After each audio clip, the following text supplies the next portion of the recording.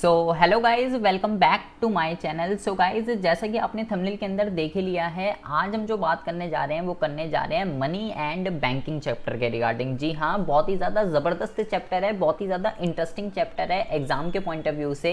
और सबसे ज़्यादा बढ़िया बात ये है कि ये आपका सबसे ज़्यादा आसान चैप्टर है मैक्रो इकोनॉमिक्स के अंदर, तो हमें जो है ज़्यादा दिमाग खपाने की ज़रूरत इसके अंदर जो है नहीं पड़ने वाली है। इस चैप्टर के अंदर हम जो पढ़ने जा रहे हैं वो पढ़ने जा रहे हैं कि मनी जो है वो क्या होती है, मनी के क्या क्या फंक्शंस होते हैं, मनी कितने टाइप की होती है, जब मनी नहीं हुआ करती थी तो लोग किस तरीके से ट्रांजैक्शन किया करते थे, बार्टर सिस्टम क्या होता है, बार्टर सिस्टम की क्या क्या लिमिटेशंस थी, आखिर हमें बार्टर सिस्टम को जो है क्यों खत्म करना पड़ गया, एंड बैंक क्या होता है, बैंक कितने टाइप्स के होते हैं, कमर्शियल बैंक क्या होते हैं, ये सारी की सारी चीज़ें जो हैं आज हम इस वीडियो के अंदर जो है डिस्कशन करने जा रहे हैं। सो गाइज, वीडियो आपके लिए बहुत ही ज़्यादा इंटरेस्टिंग होने वाली है। वीडियो को जो है बहुत ही ज़्यादा ध्यान से समझिएगा, एक एक चीज़ मैं आपको जो है बहुत ही ज़्यादा डिटेल में बताने वाला हूँ। सबसे पहले हम बात करते हैं कि मनी जो है वो क्या होती है। कह रहा है money is something which is generally accepted as a, first word उसने क्या बोला, as a medium of exchange, then second one is a measure of value, and फिर क्या कहता है, a store of value and standard of deferred payment. कह रहा है भाई मनी जो है ना, money is something which is generally accepted as a medium of exchange. हर वो चीज मनी होगी, ठीक है, जिसको हम as a medium of exchange use करते हैं, या जो जनरली एक्सेप्टेड है as a medium of exchange के लिए, and a measure of value, जिसकी कोई वैल्यू हो, जिसको हम स्टोर करके रख सकते हैं, और स्टैंडर्ड और डेफर्ड पेमेंट में जो एक्सेप्टेड होती है। स्टैंडर्ड और डेफर्ड पेमेंट का मतलब फ्यूचर पेमेंट के लिए जो एक्सेप्टेड होती है उसको हम जो है स्टैंडर्ड और डेफर्ड पेमेंट कहते हैं। तो हर वो चीज़ जिसको हम जनरली एक्सेप्टेड है मीडियम ऑफ एक्सचेंज में, जिसकी कोई वैल्यू है, मेजर ऑफ वैल्यू, और जिसको हम स्टोर करके रख सकते हैं, और जो फ्यूचर पेमेंट के लिए, डेफर्ड पेमेंट के लिए, स्टैंडर्ड पेमेंट के लिए एक्सेप्टेड है, उस चीज़ को जो है हम क्या बोलेंगे, उस चीज़ को जो है हम मनी का नाम देंगे। तो सबसे पहले तो आपको मनी की डेफिनेशन बहुत ही अच्छे से समझ में आ जानी चाहिए। एक बहुत ही इंपॉर्टेंट डेफिनेशन मनी की जो एग्जाम में कई बारी पूछी जाती है वो है, कहता है money is what money does. इसका मतलब क्या है, कह रहा है मनी वो है जो मनी का काम करे। तो वो आपसे पूछता है एग्जाम में कि ये डेफिनेशन जो है किस इकोनॉमिस्ट ने दी है। तो गाइज आपको ये ध्यान रखना है, ये जो डेफिनेशन है आपको वॉल्कर ने ये डेफिनेशन दी है, तो 1 मार्क्स का क्वेश्चन एग्जाम में इसमें कई बारी पूछा गया है कि money is what money does, ये डेफिनेशन जो है किस इकोनॉमिस्ट ने दी है, उनका नाम बताइए। तो सबसे पहले तो आपको मनी की डेफिनेशन बहुत ही ज़्यादा अच्छे से समझ में आ जानी चाहिए। उसके बाद हम बात करते हैं कि जब मनी नहीं हुआ करती थी तो लोग किस तरीके से ट्रांजैक्शन करते थे। बार्टर सिस्टम जो है ये क्या होता है, ये कहता है कि in the primitive stage of economic development human need were very limited. Human की जो नीड्स थी वो बहुत ही ज़्यादा लिमिटेड थी जब इकोनॉमिक डेवलपमेंट नहीं हुआ था। अब the market transaction were limited to the extent of mutual exchange of goods between 2 और मोर इंडिविजुअल। तो क्योंकि ह्यूमन की जो नीड्स थी वो बहुत ही ज़्यादा लिमिटेड थी, इसलिए मार्केट के अंदर जो ट्रांजेक्शन होते थे वो भी बहुत ही ज़्यादा लिमिटेड हुआ करते थे, और जो ट्रांजेक्शन हुआ करते थे वो जो है 2 या 2 से ज़्यादा लोगों के बीच में हुआ करते थे। और कैसे हुआ करते थे, एक्सचेंज ऑफ गुड्स, गुड्स से गुड्स का एक्सचेंज के साथ जो है वो ट्रांजेक्शन हुआ करते थे। This is barter. तो इस चीज को हम क्या बोलेंगे, इस चीज को हम बार्टर का नाम देंगे। Barter mean exchange of goods for goods. Barter का मतलब होता है गुड्स का गुड्स से एक्सचेंज करना। An economy where there is a barter of goods and services is called as C C economics. Guys ये जो है सीसी इकोनॉमी जो है उसको बोलेंगे। ये जो है बहुत ही ज़्यादा ध्यान से आपको समझना है। 1 नंबर का क्वेश्चन एग्जाम में कंपलसरी है, आता ही आता है। वो आपसे बोलता है सीसी इकोनॉमी का क्या मतलब होता है। तो ये जो सीसी इकोनॉमी होती है, ये सी कौन से वाला सी है, ये सी वो हमारे वाला सी नहीं है जो हम यूज़ करते हैं। ये सी जो है यहाँ पे सी का मतलब है कॉमोडिटी टू कॉमोडिटी। इसका मतलब क्या है कि जिस इकोनॉमी के अंदर गुड्स का गुड्स से एक्सचेंज होता है वो इकोनॉमी जो बार्टर सिस्टम को यूज करती है, गुड्स का गुड्स से एक्सचेंज करती है, तो उस इकोनॉमी को जो है सीसी इकोनॉमी के नाम से जानते हैं। मतलब कॉमोडिटी टू कॉमोडिटी इकोनॉमी एक ऐसी इकोनॉमी होती है जहां पे बार्टर सिस्टम का यूज किया जाता है। तो बार्टर सिस्टम का मतलब क्या है, जब दो बंदों के बीच में क्या होता है, गुड्स से डायरेक्ट एक्सचेंज होता है, तो उस इकोनॉमी को जो है बार्टर सिस्टम जो है कहते हैं, या उस सिस्टम को बार्टर सिस्टम कहते हैं। और जिस इकोनॉमी के अंदर बार्टर सिस्टम को फॉलो किया जाता है उस इकोनॉमी को जो है सीसी इकोनॉमी के नाम से जानते हैं, जो भी बार्टर सिस्टम को फॉलो करती है। लेकिन जब ये चलता था बार्टर सिस्टम, तो लोगों को कई सारी प्रॉब्लम्स जो हैं वो फेस करनी पड़ गई। कौन कौन सी प्रॉब्लम है जो लोगों को फेस करनी पड़ गई, इसकी लिमिटेशन, इसकी प्रॉब्लम क्या है बार्टर सिस्टम की। सबसे पहली और सबसे मोस्ट इंपॉर्टेंट जो डिफिकल्टी है जो बार्टर सिस्टम के हमको फेस करनी पड़ी, वो है difficulty of double coincidence of bonds. इसका क्या मतलब होता है गाइज? इसका मतलब होता है कि double coincidence of bonds imply that goods in the possession of two different individual are needed by each other. इसका मतलब ये है, मान लीजिए एक ए बंदा है, उसके पास वीट है और एक दूसरा बंदा है उसके पास राइस है, ठीक है। तो जो ए बंदा है उसके पास वीट है, उसको राइस चाहिए, और जो बी बंदा है उसके पास राइस है, उसको वीट चाहिए। तो अगर ऐसे दो पर्सन आपस में अगर मिल जाते थे, तो वो दोनों बंदे आपस में क्या कर सकते थे, वो दोनों बंदे आपस में ट्रांजैक्शन कर सकते थे। तो इसको कहते हैं डबल कोइंसिडेंस ऑफ बॉन्ड्स। मतलब जो मुझे चाहिए वो सामने वाले के पास है, और जो सामने वाले को चाहिए वो मेरे पास है, तो वो दो बंदे आपस में ट्रांजैक्शन कर सकते थे। तो लेकिन ऐसे एग्जैक्ट दो ऐसे पर्सन को खोजना कि जो मेरी डिमांड है वो सामने वाले की सप्लाई होनी चाहिए, और जो सामने वाले की सप्लाई है वो मेरी डिमांड होनी चाहिए, ऐसे दो पर्सन को खोज पाना इम्पॉसिबल काम था, ठीक है। इम्पॉसिबल तो नहीं कह सकते, बहुत ही ज़्यादा डिफिकल्ट काम था। तो इस वजह से बार्टर सिस्टम को सबसे पहले तो हमें ख़त्म करना पड़ गया, क्योंकि इसकी सबसे बड़ी और सबसे मेन प्रॉब्लम जो है वो यही थी, difficulty of double coincidence of bonds. दूसरी प्रॉब्लम की अगर हम बात करें जो हमें बार्टर सिस्टम के अंदर देखने के लिए मिलती है, इसको कहते हैं lack of a common unit of value. Lack of a common unit of value का क्या मतलब होता है? कह रहा है evaluation of money offered by a system of accounting. इसका मतलब क्या है? जैसे कि आज आप देखते हैं आज के टाइम पे कि हर चीज़ मनी की टर्म में काउंट होती है। लाइक 30 रुपये किलो चावल, 40 रुपये लीटर दूध, 50 रुपये मीटर कपड़ा, आज हर चीज़ मनी की टर्म में है, ठीक है। तो किसको फ़ायदा हो रहा है, किसको नुकसान हो रहा है, हम इस चीज़ का बहुत ही अच्छे से पता लगा सकते हैं। तो लेकिन जब मनी नहीं हुआ करती थी तो उस टाइम पे बहुत ही ज़्यादा दिक्कत थी। जैसे कि उस टाइम पे अगर लोग से पूछा जाए कि भाई आपके पास हाथी अगर, तो आपके हाथी की क्या वैल्यू है, या आपके पास घोड़ा है तो आपके घोड़े की क्या वैल्यू है, इस चीज़ का पता लगाना बहुत ही ज़्यादा मुश्किल काम था, क्योंकि किसी भी चीज़ की कॉमन मेजरमेंट नहीं थी। तो किसको फ़ायदा हो रहा है, किसको नुकसान हो रहा है, ये पता नहीं लगाया जा सकता था। लेकिन जब मनी आई तो मनी ने इस प्रॉब्लम को दूर कर दिया। तीसरे अगर हम प्रॉब्लम की बात करें जो बार्टर सिस्टम के अंदर हमको फेस करनी पड़ती है, वो है lack of a system for future payment और कॉन्ट्रैक्चुअल। इसका मतलब क्या होता है गाइज? जब मनी नहीं हुआ करती थी तो लोग इतना क्रेडिट नहीं दिया करते थे। कॉन्ट्रैक्चुअल पेमेंट मतलब क्या होता है? इसको फ्यूचर पेमेंट कहते हैं। मान लीजिए मैंने आपको आज अपना फ़ोन भेज दिया 5,000 रुपये में, और आप कह रहे हो मैं उसके पैसे 2 महीने बाद दूंगा। तो आज मुझे पता है कि आप चाहे पैसे 2 महीने बाद दें, 3 महीने बाद दें, आप मुझे 5,000 रुपये देंगे। तो मैं उधार देने से आपको डर भी नहीं रहा। लेकिन जब मनी नहीं हुआ करती थी तो लोग उधार नहीं देते थे। क्यों? क्योंकि फ्यूचर में आप मुझे क्या देने वाले हो और मैं उस चीज़ पे एक्सेप्टेंस दूंगा या नहीं दूंगा, इस बात का कुछ भी नहीं पता था। तो बार्टर सिस्टम के अंदर क्या दिक्कत आती थी? कह रहा है certainly be are very difficult under barter system of exchange. आप मुझे फ्यूचर में क्या देने वाले हो कुछ पता ही नहीं था, तो लोग इसलिए उधार भी नहीं दिया करते थे और बिजनेस भी इतना ग्रो नहीं हो पाता था। लेकिन फिर जब मनी आई तो भाई मनी ने जो है इस कॉन्ट्रैक्चुअल पेमेंट, इस फ्यूचर पेमेंट की दिक्कत को दूर कर दिया। आज बैंक आपको क्रेडिट कार्ड दे रहे हैं कि ये लीजिए, ज़िंदगी के मज़े लीजिए, 1 महीना उड़ाइए, 1 महीने बाद हम आपके पैसे लेंगे। तो ये क्रेडिट कार्ड, ये क्रेडिट सिस्टम, बिजनेस के अंदर इतना क्रेडिट, फ्यूचर पेमेंट, ये सब कैसे पॉसिबल हो पाया है? ये सब जो है मनी की वजह से पॉसिबल हो पाया है। एंड लास्ट प्रॉब्लम जो बार्टर सिस्टम के अंदर देखने के लिए मिलती है वो है lack of a system for store and transfer of value.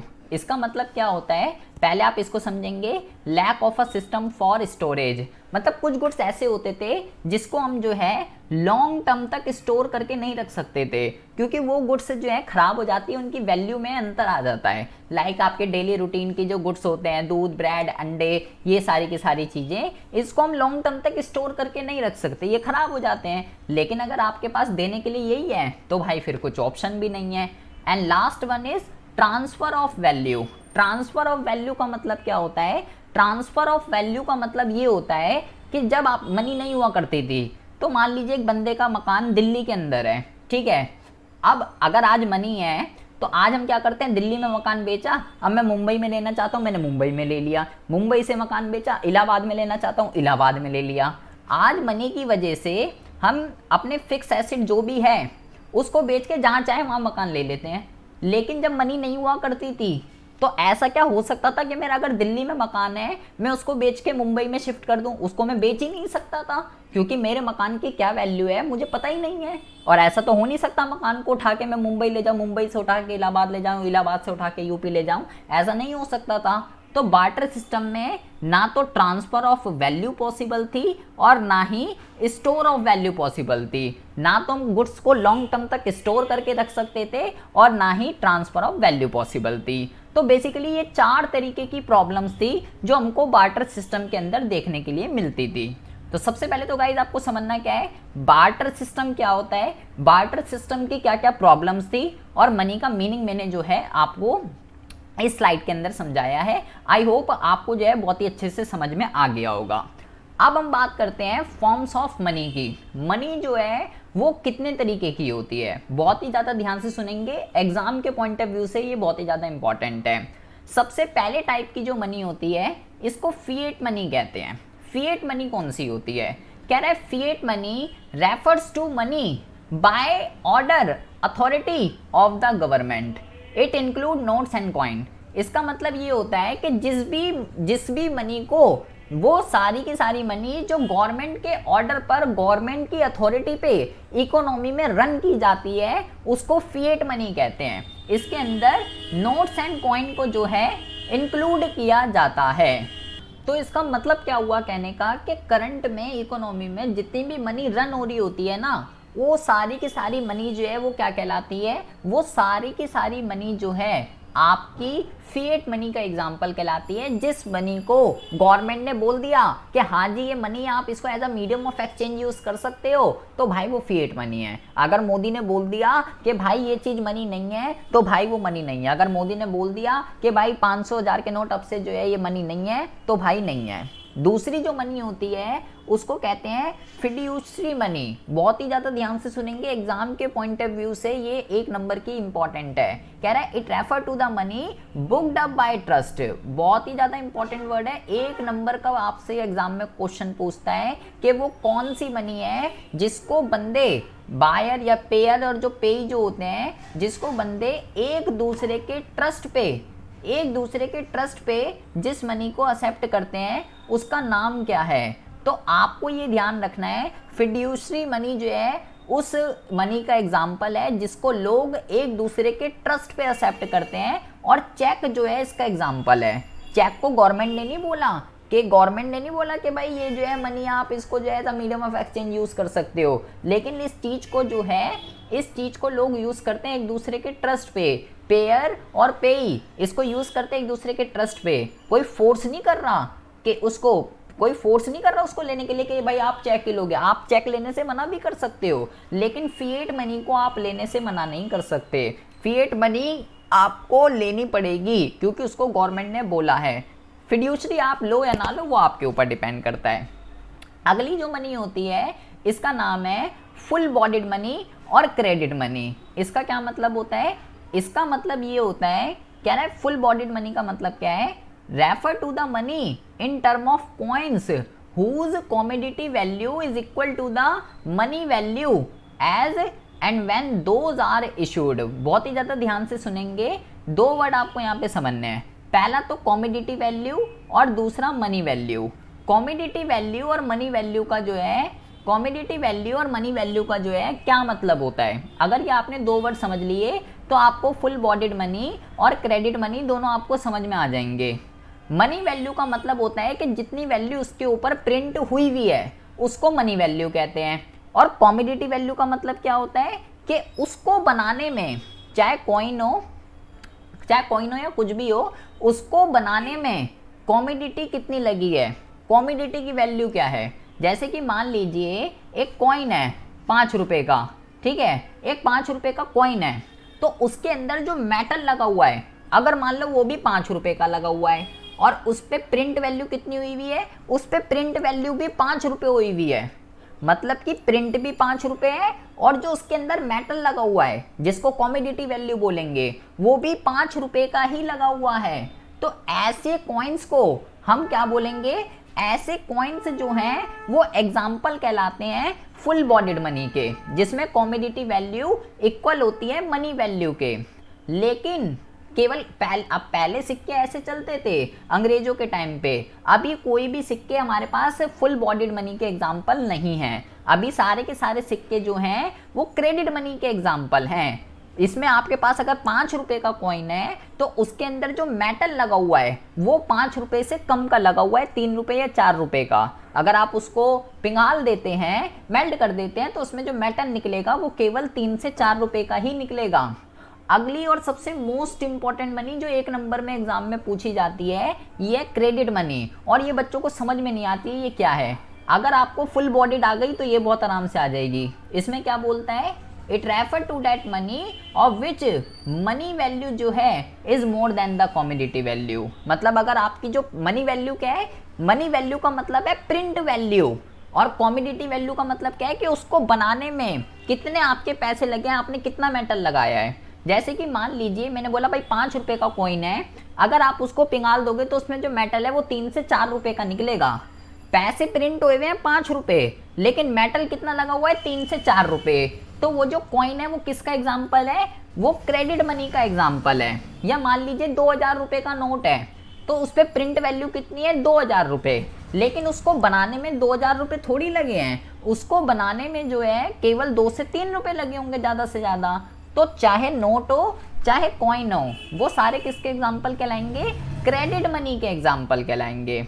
और फुल बॉडीड मनी में सारे के सारे वो कॉइन आ जाएंगे जिसमें कमोडिटी वैल्यू बराबर होती है मनी वैल्यू के। आज के टाइम में कोई भी कॉइन फुल बॉडीड मनी का एग्जाम्पल नहीं है। आई होप आपको जो है बहुत ही अच्छे से समझ में आ गया होगा कि भाई मनी जो है वो कितने टाइप की होती है। फिएट मनी किसको कहते हैं, फिड्यूशरी मनी किसको कहते हैं, फुल बॉडीड मनी किसको कहते हैं, एंड क्रेडिट मनी किसको कहते हैं। कई बार एग्जाम में ये पूछी जाती है।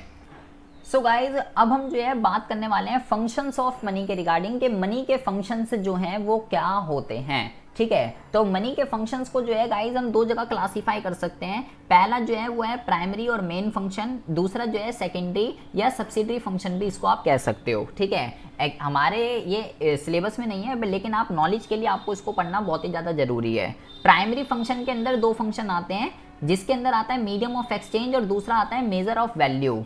मीडियम ऑफ एक्सचेंज का मतलब क्या होता है, it means that money act as a medium for the sale and purchase of goods and services. मतलब क्या हुआ, इसका मतलब ये है कि भाई जैसे कि पहले बार्टर सिस्टम में डबल कोइंसिडेंस ऑफ बॉन्ड्स की प्रॉब्लम थी कि अगर एक बंदे के पास गेहूं है तो उसको जो है उसको चावल चाहिए, और अगर जिसके पास चावल है उसको गेहूं चाहिए। एग्जैक्ट ऐसे 2 पर्सन को जो है हमको फाइंड करना पड़ता था, अगर नहीं मिले तो भाई ट्रांजैक्शन नहीं हो सकता था।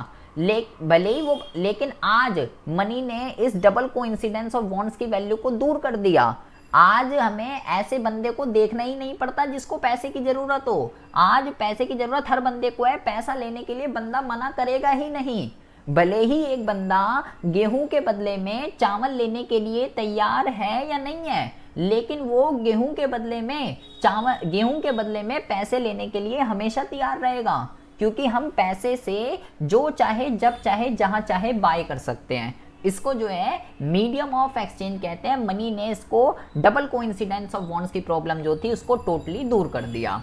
मेजर ऑफ वैल्यू की अगर हम बात करें, मेजर ऑफ वैल्यू का मतलब होता है कि भाई पहले उस टाइम पे किसकी क्या वैल्यू है, किसकी क्या वैल्यू हमें नहीं पता था, कि हाथी की क्या वैल्यू और घोड़े की क्या वैल्यू नहीं पता था, तो किसको फायदा हो रहा है किसको नुकसान हो रहा है कुछ पता ही नहीं लग पाता था। लेकिन आज हर चीज मनी में काउंट होती है, कि 30 रुपए किलो चावल, 40 रुपए लीटर दूध, 50 रुपए मीटर कपड़ा, आज हर चीज मनी में है। तो इसलिए money serve as a measure of value in term of unit of account. Guys बहुत ही ज्यादा ध्यान से सुनना है आपको, ये कई बारी जो है कई बारी एग्जाम में क्वेश्चन पूछा जाता है कि ये कई बार एग्जाम में पूछा जाता है क्वेश्चन कि भाई यूनिट ऑफ इसका कौन सा फंक्शन है मनी का जिसको यूनिट ऑफ अकाउंट्स के नाम से जानते हैं, तो वो मेजर ऑफ वैल्यू ही है। Unit of accounts means that the goods are value of each goods and services is measure in the monetary unit. और इसी की वजह से ही जो कॉमर्स के अंदर जो सब्जेक्ट है मतलब अकाउंट्स, ये कह सकते हैं ये पॉसिबल हो पाया, अगर मनी नहीं होती तो हम जो अकाउंट्स पढ़ते हैं वो भी पॉसिबल नहीं हो पाता। गाइस अकाउंट्स के अंदर हम क्या करते हैं कि भाई किसको फायदा हुआ किसको नुकसान हुआ, प्रॉफिट एंड लॉस का ही तो पता लगाते हैं। और अगर अकाउंट्स के आपने फीचर पढ़े होंगे तो उसमें लिखा होता है फाइनेंशियल ट्रांजेक्शन को यूनिट करता है जिसकी मेजरमेंट मनी में हो सकती है। अकाउंट्स उन ट्रांजेक्शन को रिकॉर्ड ही नहीं करता जिसकी मेजरमेंट मनी में नहीं हो सकती। तो भाई अकाउंट्स का जो सब्जेक्ट है वो मनी की वजह से ही पॉसिबल हो पाया है। तो ये इसकी दूसरी हो गई, इसका दूसरा काम हो गया। फिर हम बात करते हैं इसके सेकेंडरी फंक्शन की। सेकेंडरी फंक्शन के अंदर भी दो फंक्शन आते हैं। इसके अंदर क्या क्या आता है, पहला है standard of different payment, deferred payment या फ्यूचर पेमेंट कह सकते हो। इसका मतलब मैंने आपको क्या बताया था कि जैसे कि आज मैंने आपको अपना फ़ोन भेज दिया 5,000 रुपये में, आप कह रहे हो भाई 2 महीने बाद पैसे दूंगा, मैंने कहा ठीक है भाई दे दिए 2 महीने बाद पैसे। तो मुझे ये पता है आपको मैंने को आपसे 2 महीने बाद 5,000 रुपये लेने हैं, आप चाहे 2 महीने बाद दो, 3 महीने बाद दो या 5 महीने बाद दो।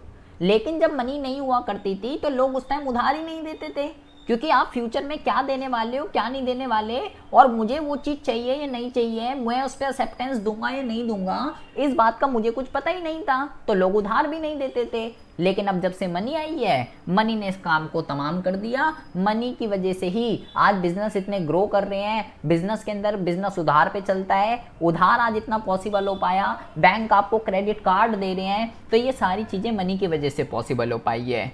And last one is store of value.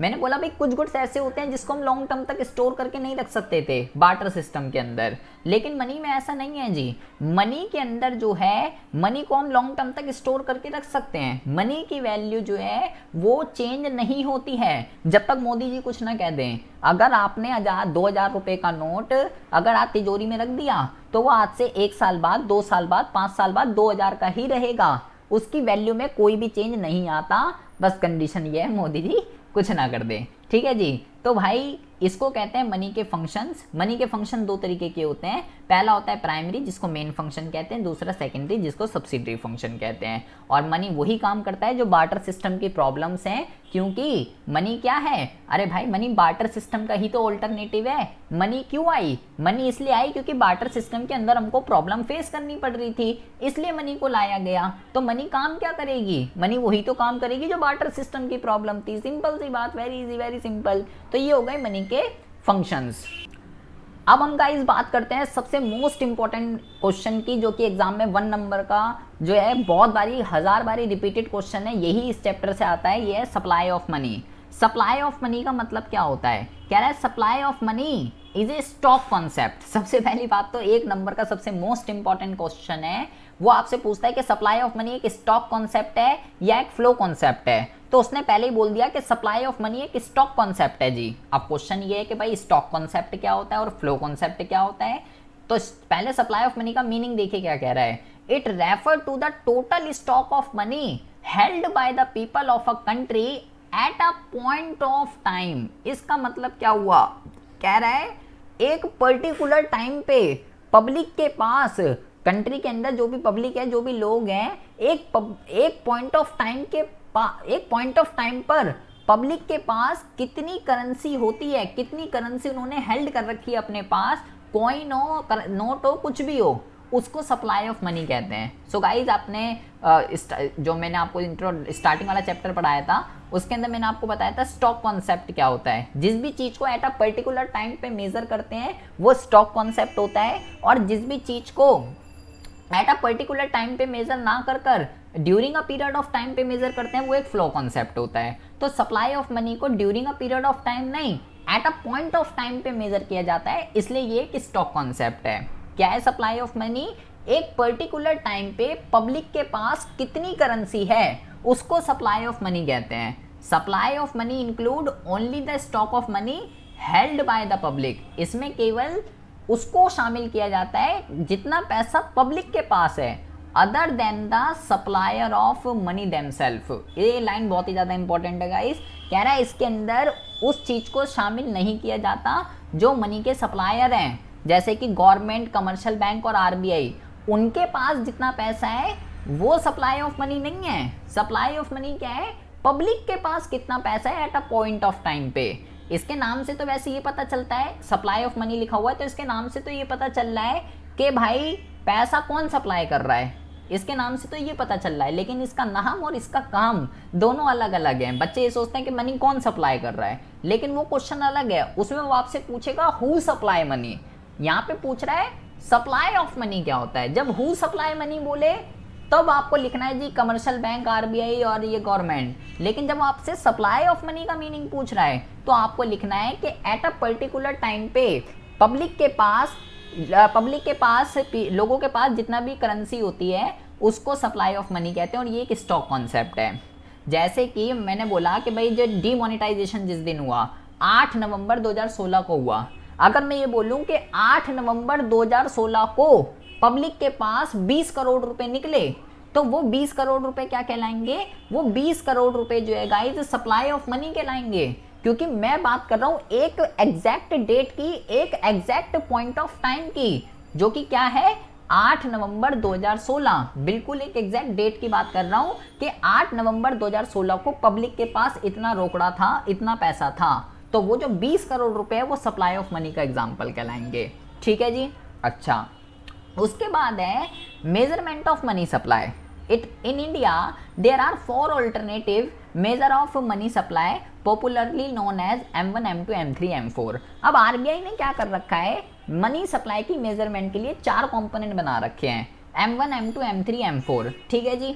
अच्छा, तो ये M1, M2, M3, M4 क्या होते हैं गाइज? ये हमारे सिलेबस में केवल आपको M1 पढ़ना है, M2, M3, M4 नहीं है, बट मैं नॉलेज के लिए आपको सारे ही बता दूंगा, ग्रेजुएशन में आपके जो है वो काम आएगा। ठीक है, ये M1, M2, M3, M4 क्या होते हैं? सबसे पहले हम बात करते हैं M1 की। M1 है हमारे सिलेबस में, ठीक है, इसके कॉम्पोनेंट और ये इसके अंदर क्या क्या चीज़ें आती हैं ध्यान रखना है।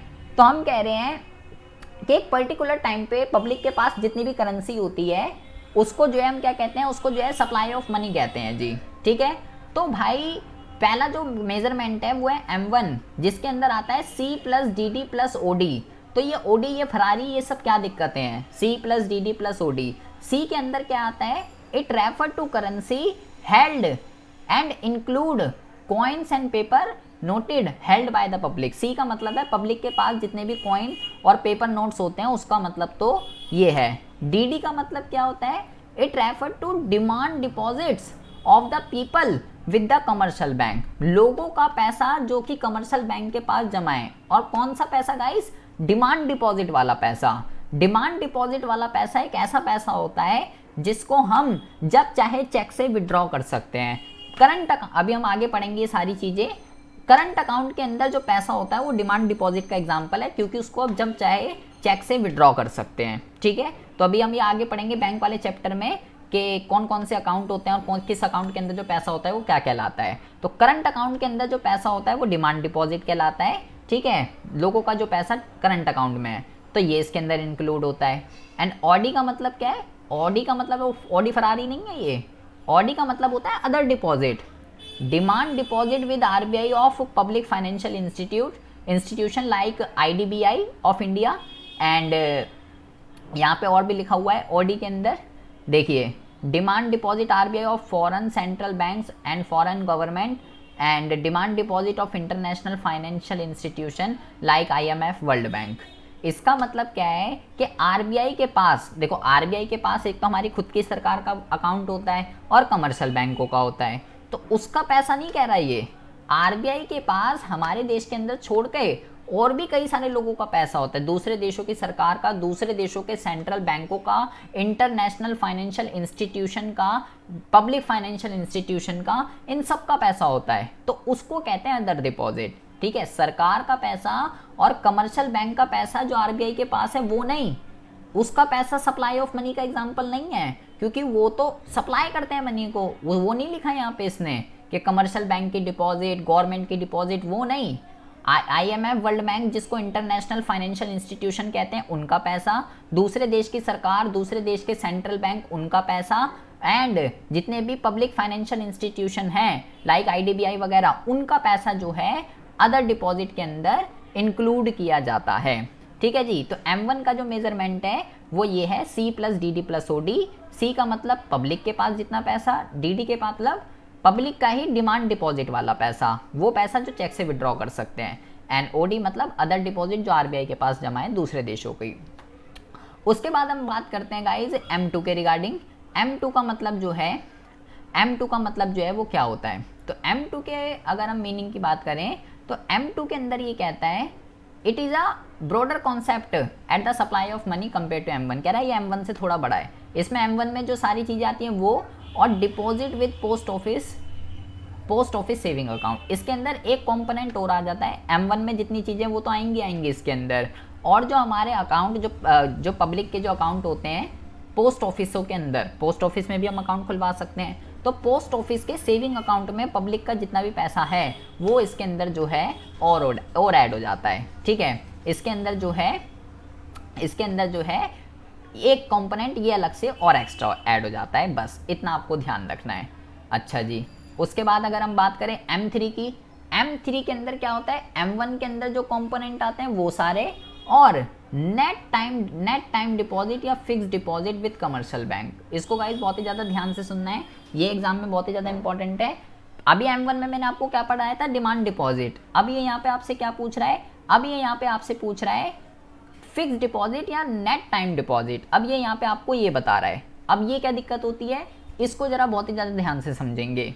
इसका मतलब ये होता है कि भाई डिमांड डिपॉजिट में तो पैसा जब मर्जी, मैंने बोला चेक से विड्रॉ कर सकते हैं, लेकिन फिक्स डिपॉजिट का पैसा जिसको FD कहते हैं शॉर्ट में, या नेट टाइम डिपॉजिट जिसको कहते हैं, इसका पैसा हम चेक से विड्रॉ नहीं कर सकते। इसका पैसा हम एक पर्टिकुलर टाइम के बाद ही विड्रॉ कर सकते हैं, जब मेच्योरिटी डेट आती है तो ही इसको विड्रॉ कर सकते हैं, उससे पहले नहीं कर सकते। इसमें चेक की फैसिलिटी अवेलेबल नहीं है। ठीक है। तो भाई मतलब ये जो है थोड़ा कम लिक्विडिटी वाला हो गया। तो इसमें क्या है, देखिए क्या लिखा है, M3 is also a broader concept of money supply of M1।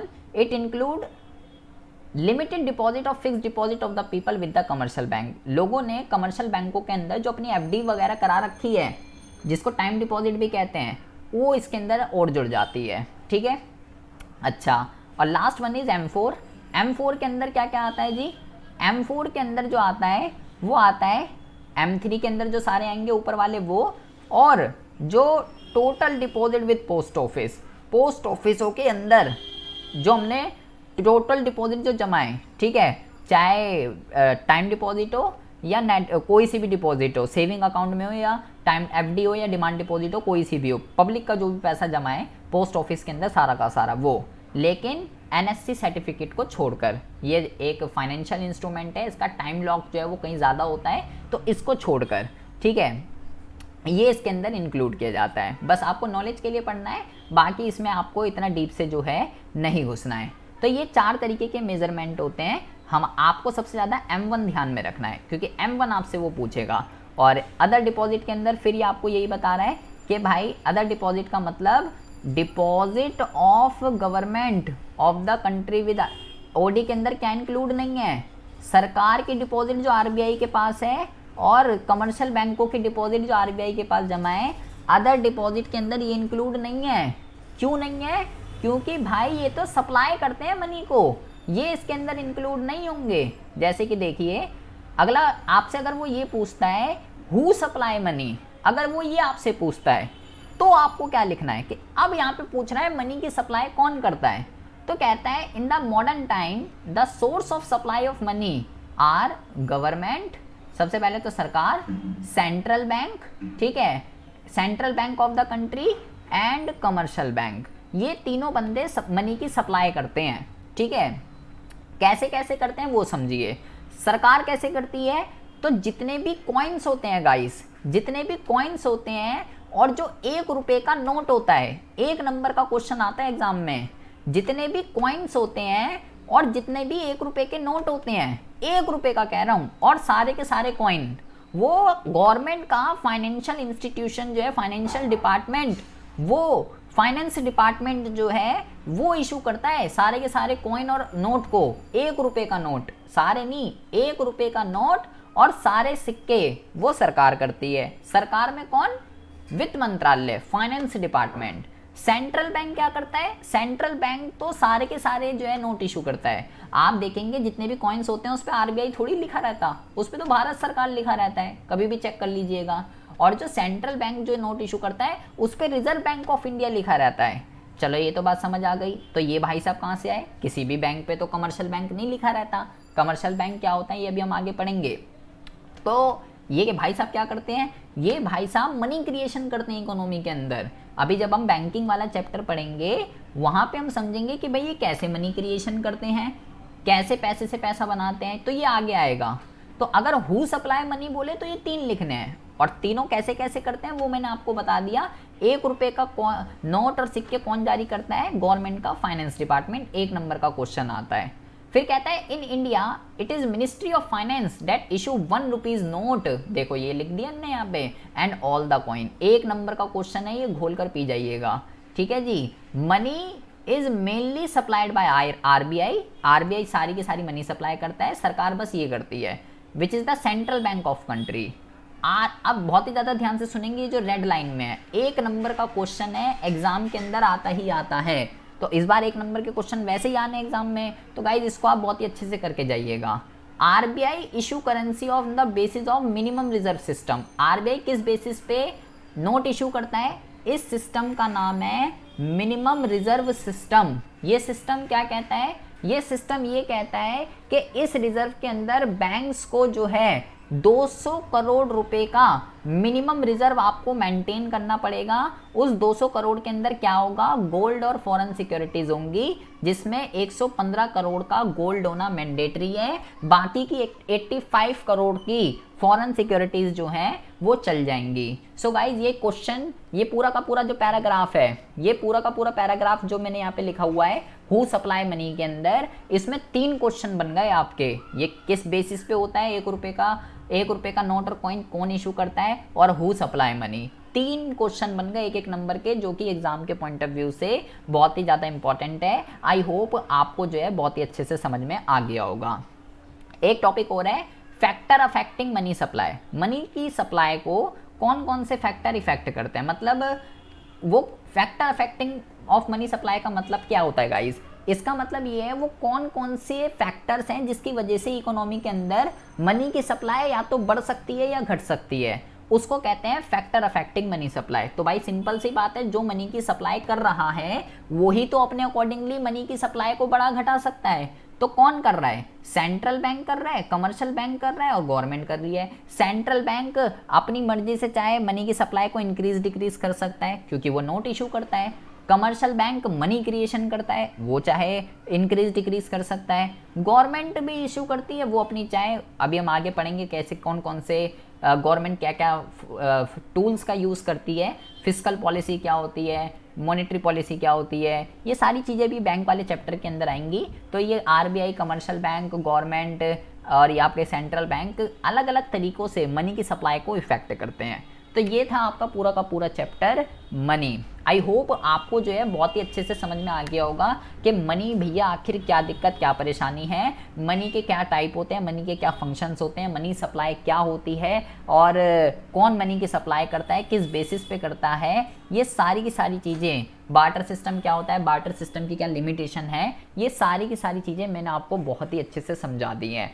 ठीक है जी, अगर आपको इसके अंदर कोई भी डाउट है, कोई भी इशू है, सो गाइज आप जो है कमेंट बॉक्स में कमेंट कर सकते हैं। और अगर आपको फिर भी नहीं समझ में आ रहा, ठीक है, आप मेरे को व्हाट्सएप कर सकते हैं। मेरा व्हाट्सएप नंबर है 9990158317। आप नोट कर सकते हैं 9990158317। ये मेरा व्हाट्सएप नंबर है, आप इसको सेव कर सकते हैं। कोई भी आपको डाउट है आप जो है मेरे को व्हाट्सएप पे व्हाट्सएप भी कर सकते हैं। ठीक है जी, तो मिलते हैं आपसे नेक्स्ट वीडियो में ऐसे इंटरेस्टिंग टॉपिक के साथ, जिसमें हम डिस्कशन करने जा रहे हैं बैंक क्या होता है और बैंक के क्या क्या फंक्शंस होते हैं और उसके टाइप। तो मिलते हैं आपसे नेक्स्ट वीडियो में। Have a good day, bye bye, take care.